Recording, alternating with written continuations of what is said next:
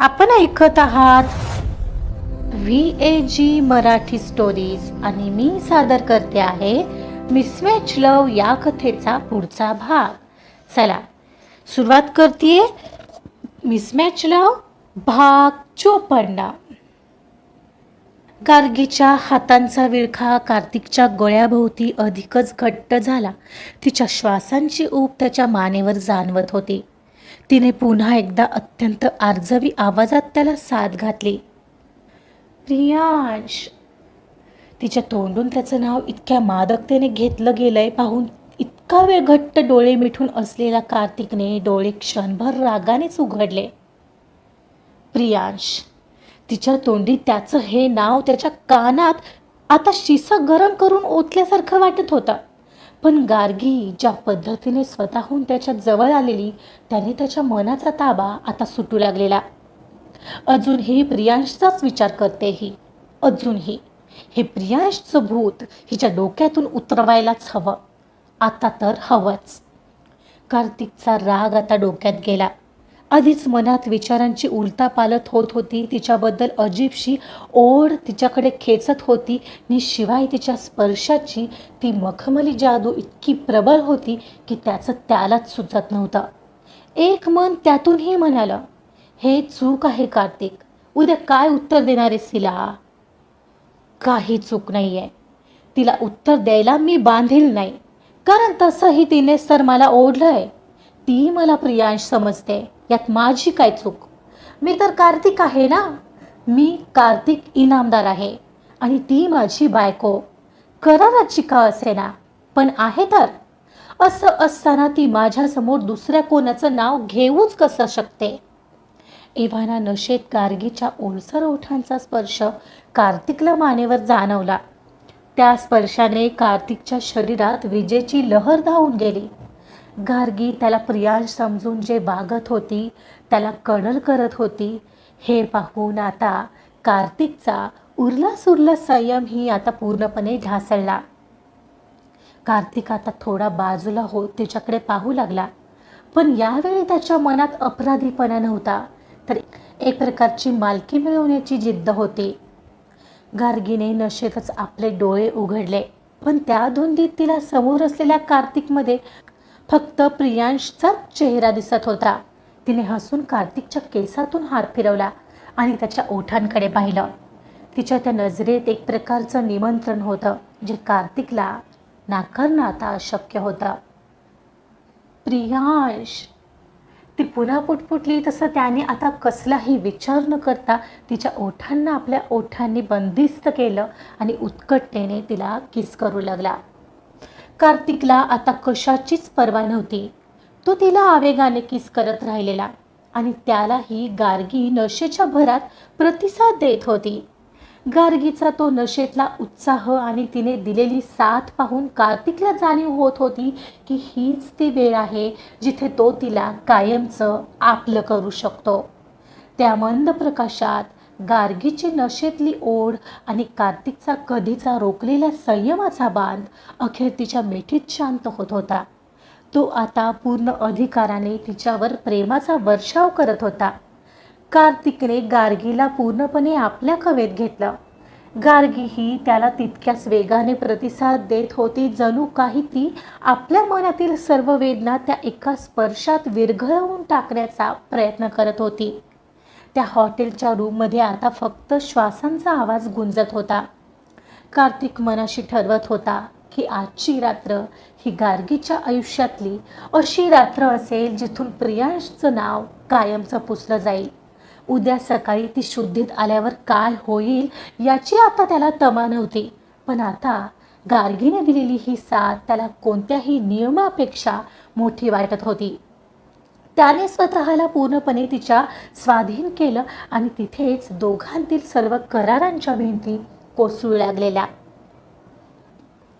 सकाळचं कोवळं ऊन खिडकीच्या पडद्यांतून झिरपून रूममध्ये येत होतं. कार्तिक आरशासमोर उभं राहून आपल्या टाळीची गाठ व्यवस्थित करत होता. त्याचा चेहरा नेहमीसारखाच शांत आणि गंभीर होता, जणू रात्री काही घडलंच नाही. तरीही त्याचं वारंवार लक्ष गार्गीकडे गेल्या वाचून राहत नव्हतं. अन रात्री दोघात घडलेले क्षण आठवून त्याच्या शरीरात अजूनही कंपन फील होत होतं. पण ती आता उठल्यावर काय रिॲक्ट करेल किंवा तिच्या प्रश्नांची उत्तरं काय द्यायची याचं टेन्शन त्याला अजिबात वाटत नव्हतं. ना जे झालं त्याचा त्याला पश्चाताप होत होता. उलट जे काय झालं ते चांगलंच झालं असा विजयी भाव त्याच्या चेहऱ्यावर होता. इतक्यात त्याचा फोन व्हायब्रेट होऊ लागला. ऋषीचा फोन होता, त्यामुळे तो फोन उचलून गॅलरीत निघून गेला. हा बोल ऋषी. हो निघतोय 1-5 मिनिटात. हो बोल.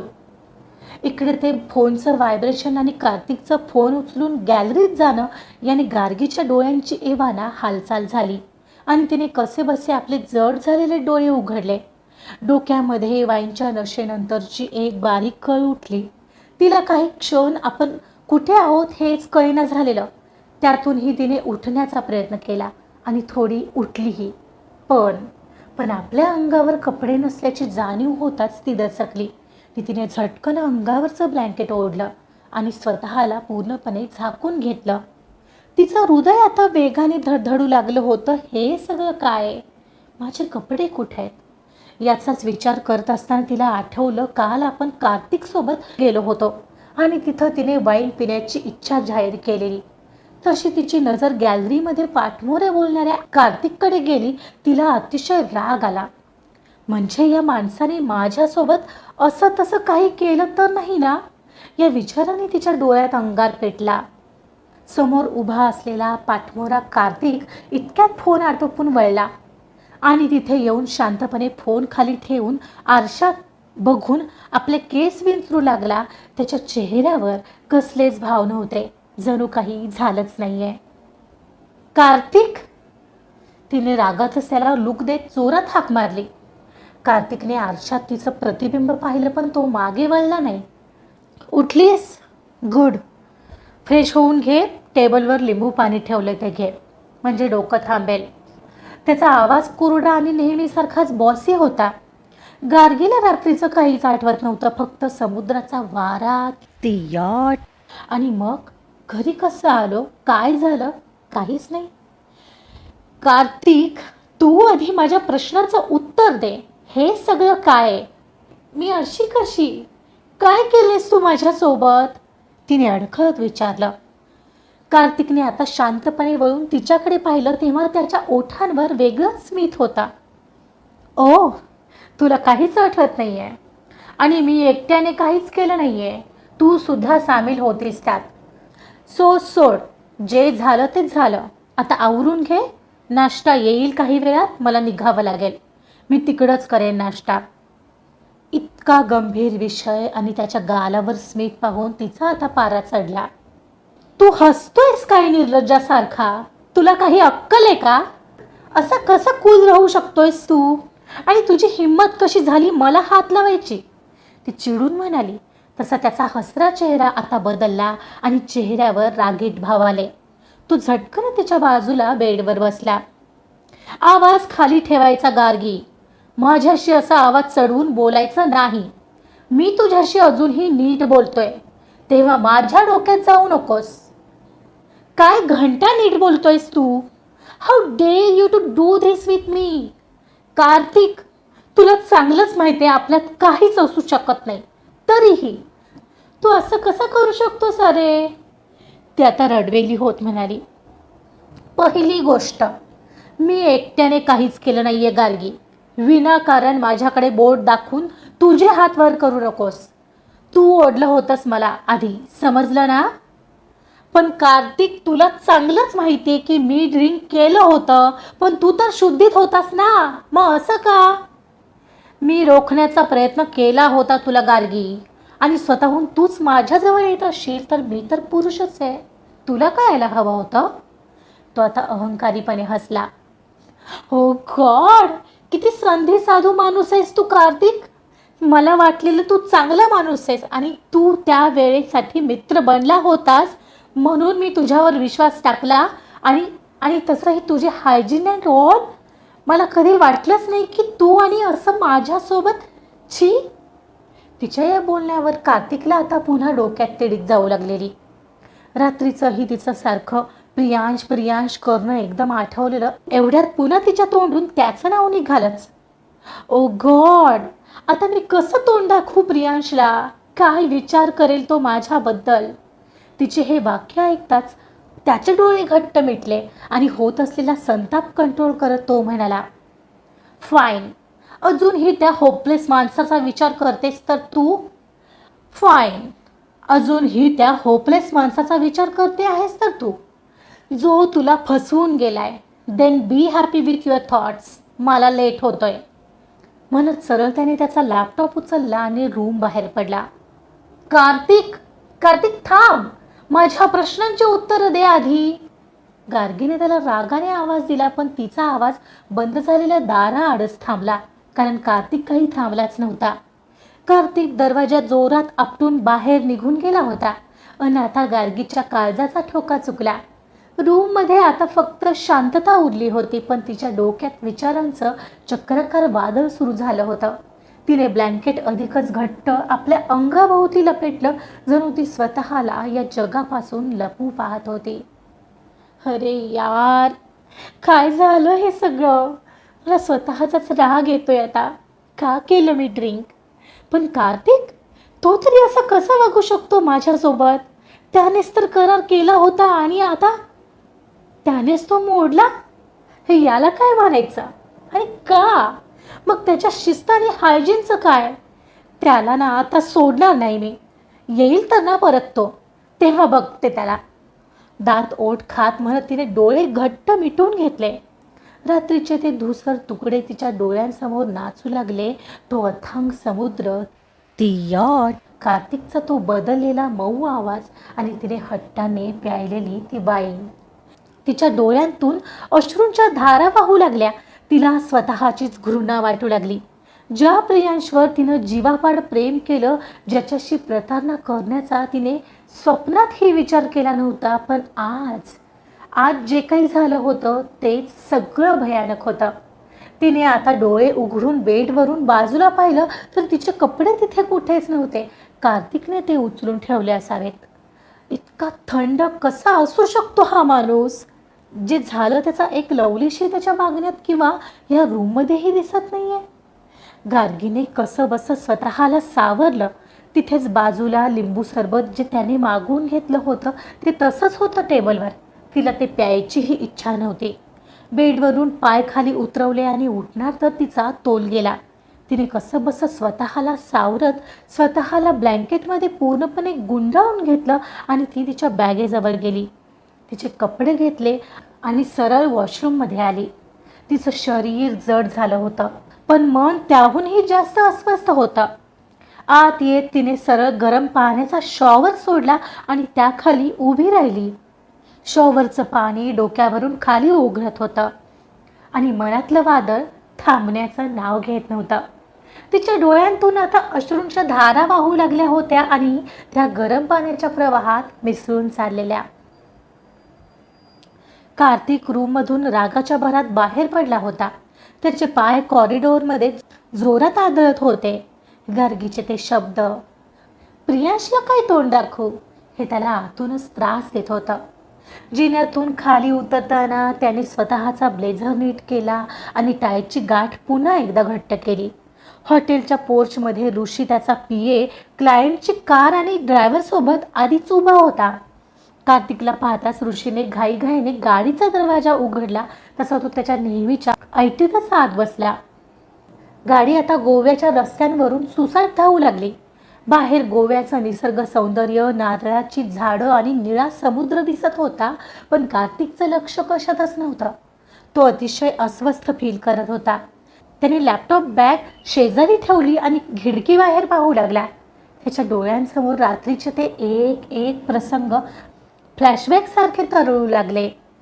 गार्गीचा तो रात्रीचा मखमली स्पर्श त्याला अजूनही आठवत होता आणि त्याने नकळत हातातल्या मोबाईलची पकड घट्ट केली.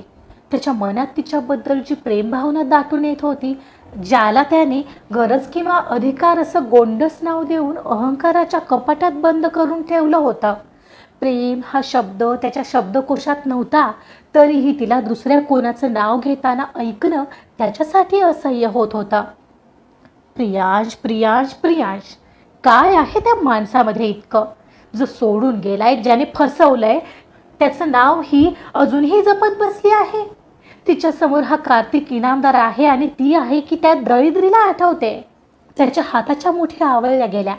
रात्री जेव्हा गार्गीने नशेत त्याला प्रियांश समजून जवळ ओढलं होतं तेव्हा त्याच्या इगोला जबरदस्त धक्का बसला होता. पण त्या धक्क्यासोबतच एक अनामिक ओढही होती जी त्याने आत्तापर्यंत अहंकाराच्या भिंती आड दडवून ठेवली होती. मी संधी साधू वागलोय? नक्कीच नाही गार्गी, तो मनातच ओरडला. मुळीच नाही. तुला कदाचित माहीत नाही, पण मी तो करारही मोडायला घेतलाय आणि आता मी तुला माझ्या बायकोचा दर्जा द्यायलाही तयार आहे. तसंही ग्रँडपांच्या इच्छेने आणि कायद्याच्या चौकटीत आपलं लग्न तर झालंच आहे ना. आणि जर प्रियांशचा काठा काढायचा असेल तर मला नाही वाटत मी काल जे काही केलं ते चुकीचं आहे. तरीही सुरुवात मी नाही, तूच केली होतीस. मग माझी काय यात चूक? उलट मी तिला त्या प्रियांशच्या भ्रमातून बाहेर काढण्यासाठी आणि त्या प्रियांशचं अस्तित्व तिच्या आयुष्यातून कायमचं पुसून टाकण्यासाठी मी काल जे केलं ते गरजेचं होतं. तो स्वतःलाच हे पटवून देण्याचा प्रयत्न करत होता की त्याने जे केलं तो त्याचा हक्क होता. पण मनाच्या एका खोल कोपऱ्यात त्याला माहीत होतं की ती ओढ फक्त हक्काची नाही, तर तिला दुसऱ्या कोणाच्या तरी आठवणीत व्याकुळ झालेलं पाहणं आता त्याला सहन होणारं नव्हतं. तिला फक्त आपलं करून घेण्याची एक सुप्त ओढ त्याच्या मनात निर्माण झाली होती, जिला तो अहंकार हे नाव देऊन स्वतःपासून लपवत होता. गाडी आता पणजीच्या त्या पॉश बिझनेस सेंटरपाशी जाऊन थांबली. ड्रायव्हरने उतरून दरवाजा उघडला. कार्तिक गाडीतून बाहेर पडला. त्याने एक दीर्घ श्वास घेतला आणि चेहऱ्यावर पुन्हा एकदा तोच प्रोफेशनल आणि कठोर मुखवटा चढवला. त्याला माहीत होतं की समोर आर्किटेक्चर, डिझाईन आणि क्लायंटची मीटिंग आहे. पण त्याच्या डोक्यात मात्र गार्गीचे विचार आणि तिच्या विखुरलेल्या केसांचा सुगंध आणि तिच्या स्पर्शाची ऊब अजूनही अस्वस्थ करत होती. तो सरळ पावलं टाकत बिल्डिंगमध्ये शिरला. बाहेरून तो शांत दिसत होता, पण त्याच्या आत एक नव्या युद्धाची ठिणगी पडली होती. गार्गीच्या मनातून प्रियांशला हद्दपार करण्याची. आजचा भाग इथेच संपलेला आहे. तुम्हाला काय वाटतं? कार्तिकनं जे केलं ते योग्य केलं का? आणि गार्गीचं आता रिॲक्शन काय असेल? त्यांच्यातला लग्नाचा करार आता पूर्णतः मोडून जाईल की खरा होईल? बघूया काय होतंय पुढील भागामध्ये. पुढं काय होतंय जाणून घेण्यासाठी ऐकत रहा मिसमॅच लव. कथा आवडत असेल तर प्लीज लाईक करा, सबस्क्राईब करा आणि शेअर सुद्धा करा. Thank you so much.